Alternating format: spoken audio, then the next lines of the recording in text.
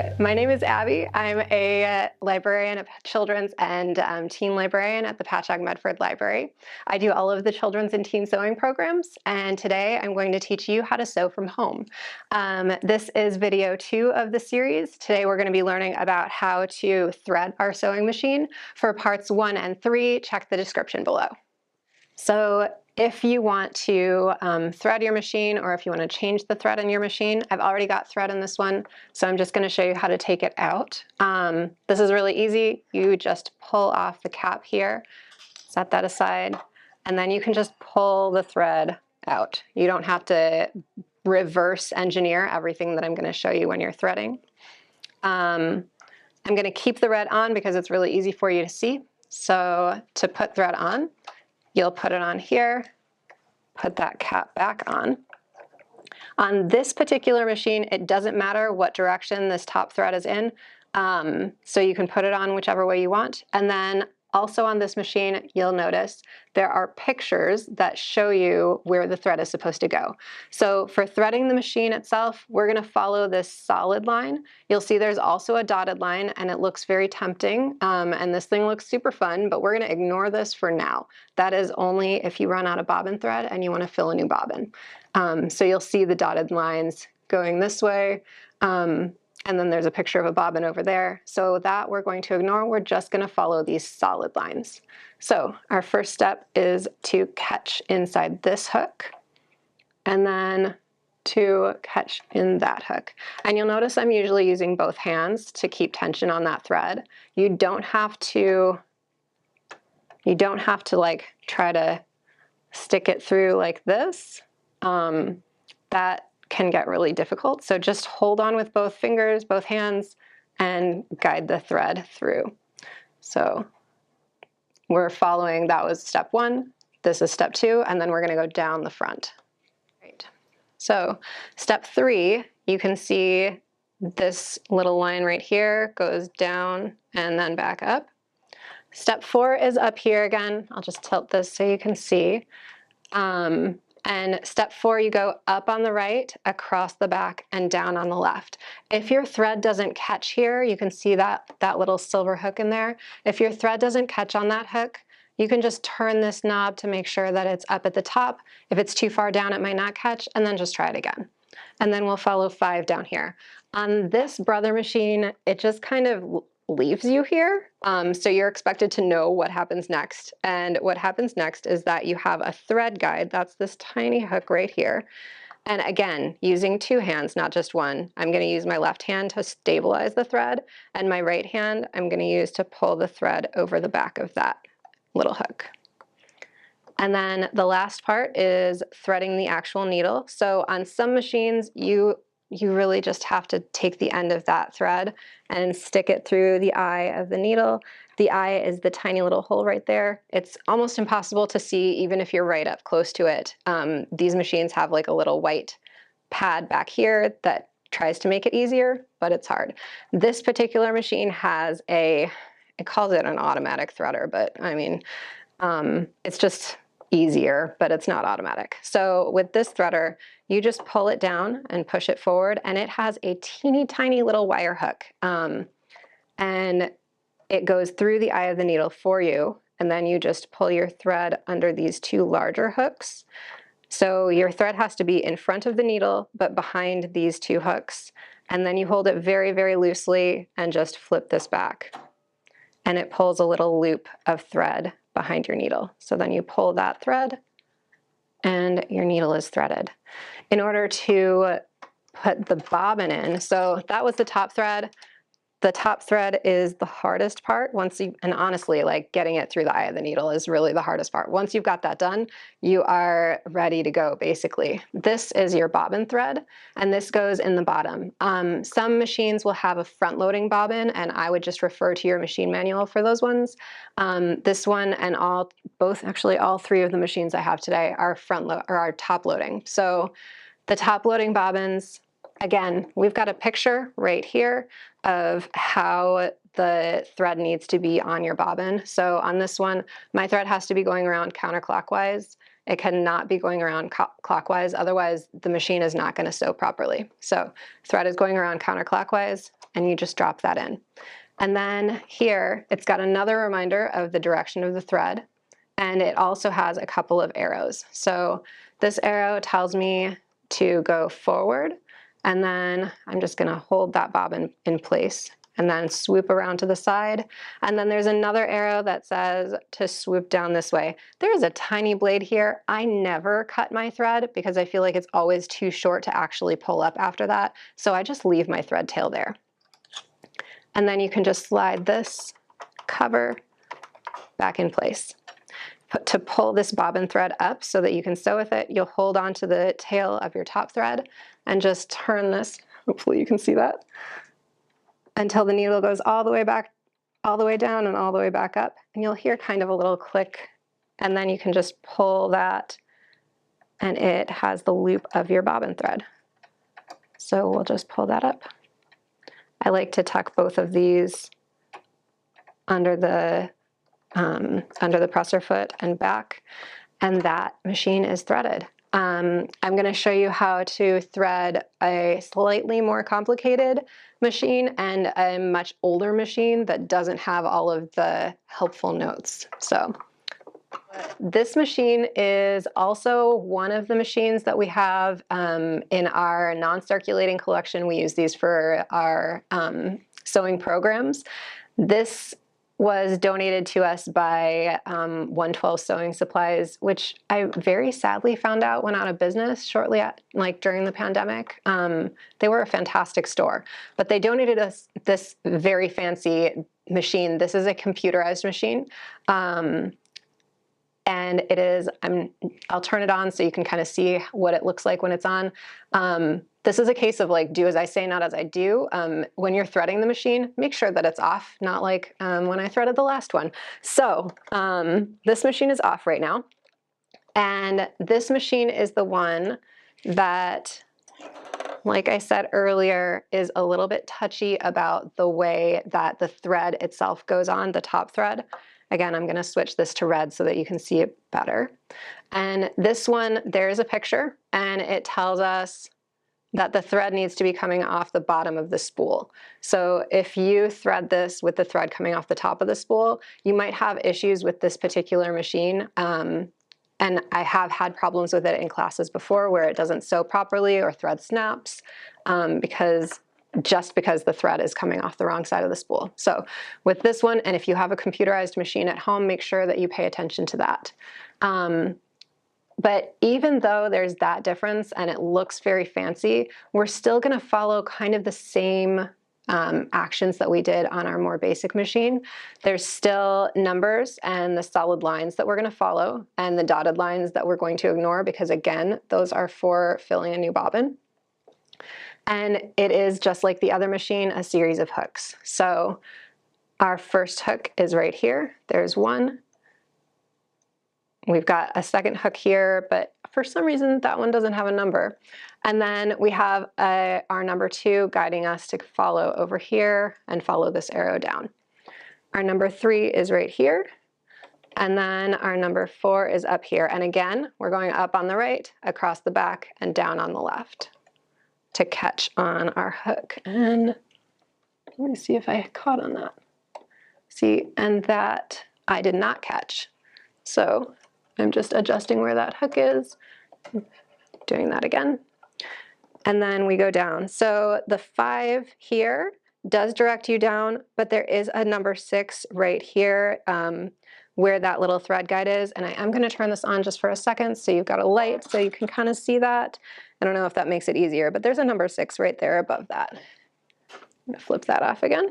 So I'm going to slide this again over that thread guide. And again, I'm holding the thread with my left hand and pushing it over the thread guide with my right.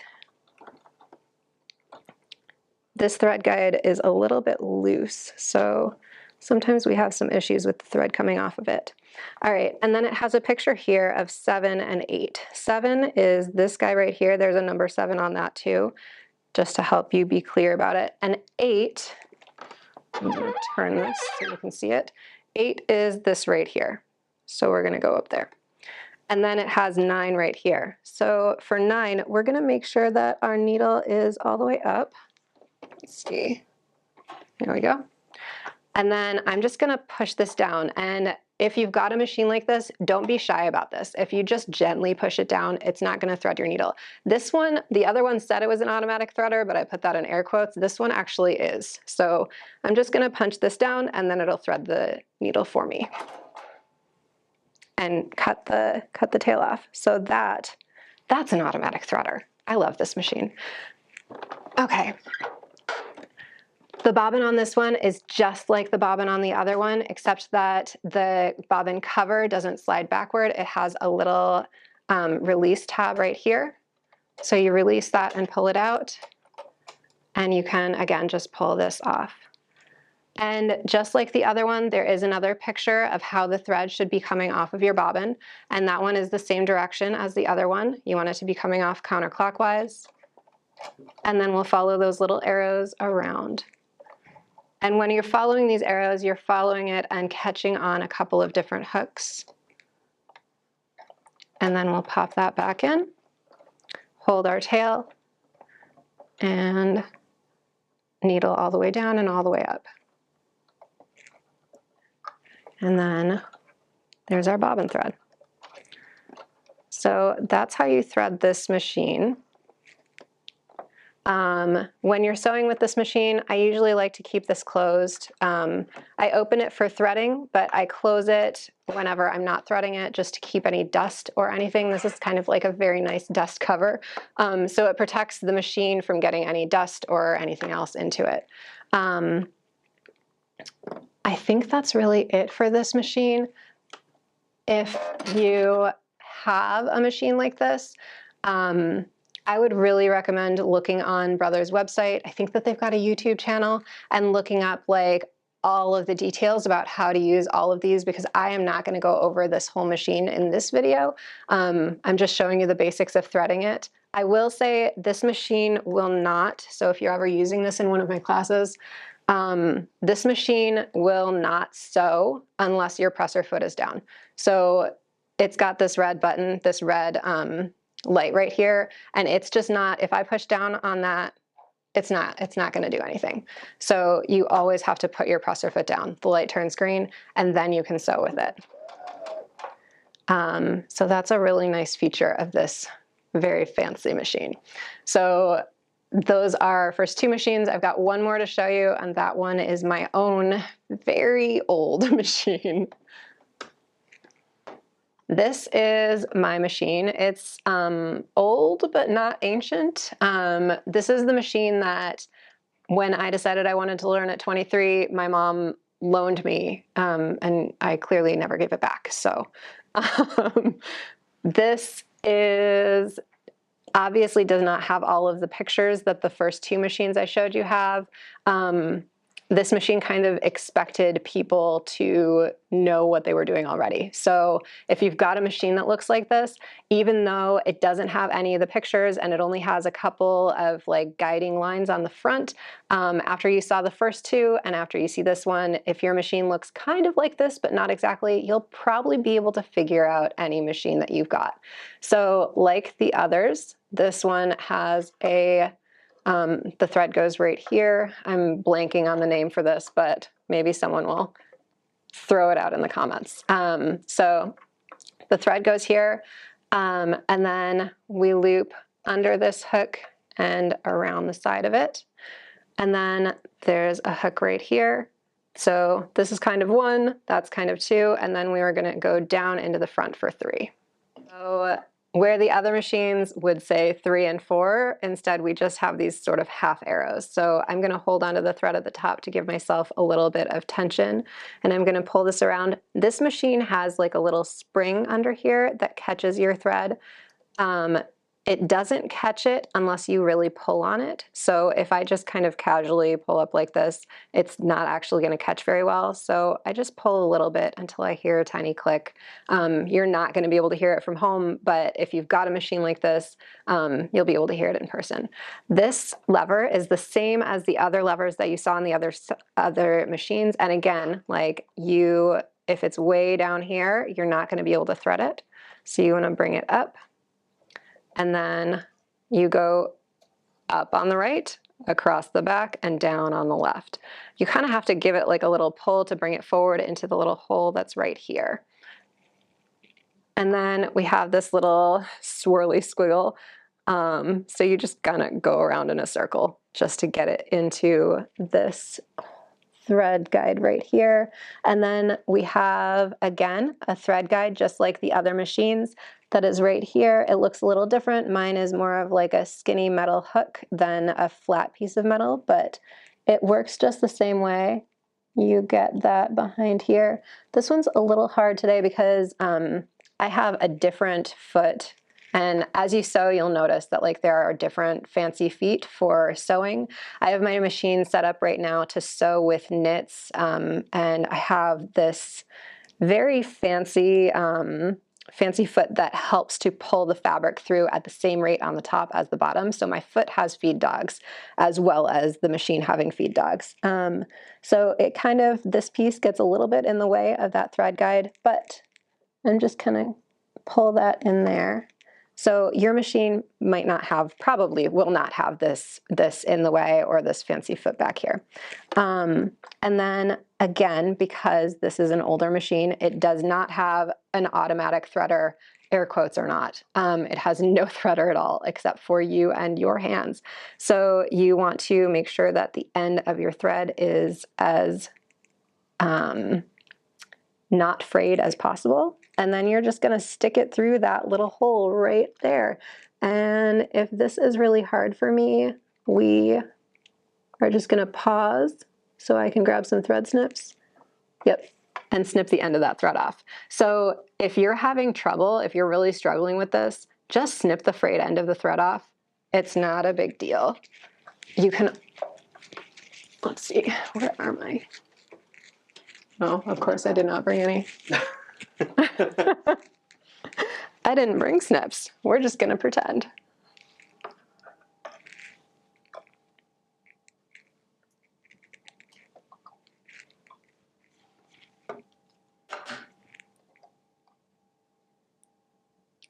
All right, no pressure.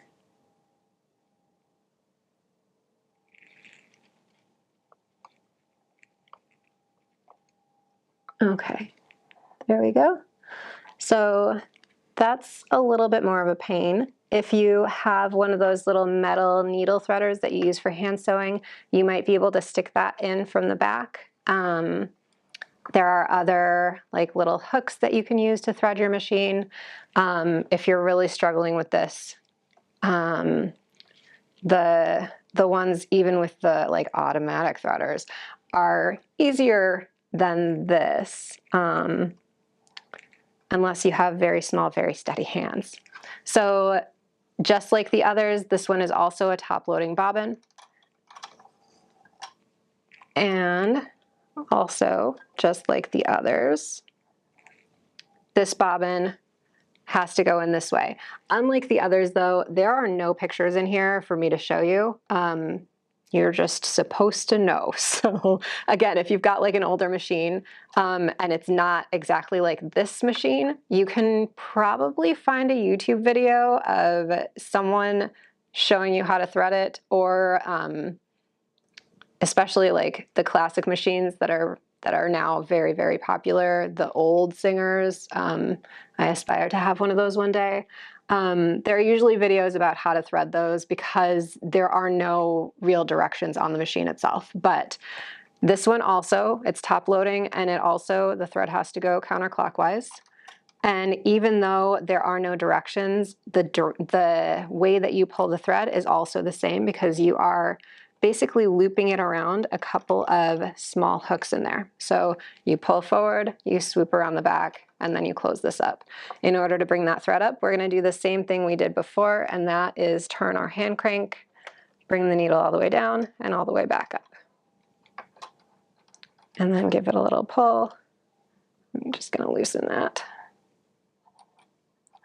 And now this one is threaded. Something that I didn't mention that you want to do whenever you are threading any machine is, just like you have your presser foot down whenever you're sewing, you always want your presser foot up. So my presser foot lever is back here.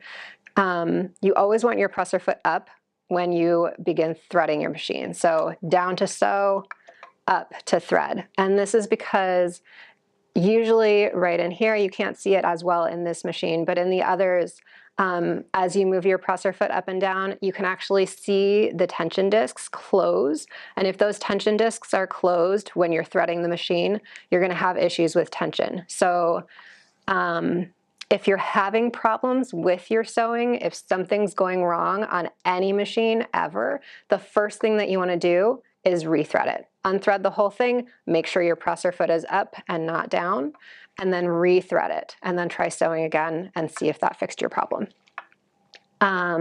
If you have any questions about threading or the basics of how to use a machine, let us know down in the comments, and we will move on to our third video. So if you missed the first one, check out that first video, and if you have questions, let us know, and let's get on to our improv sewing.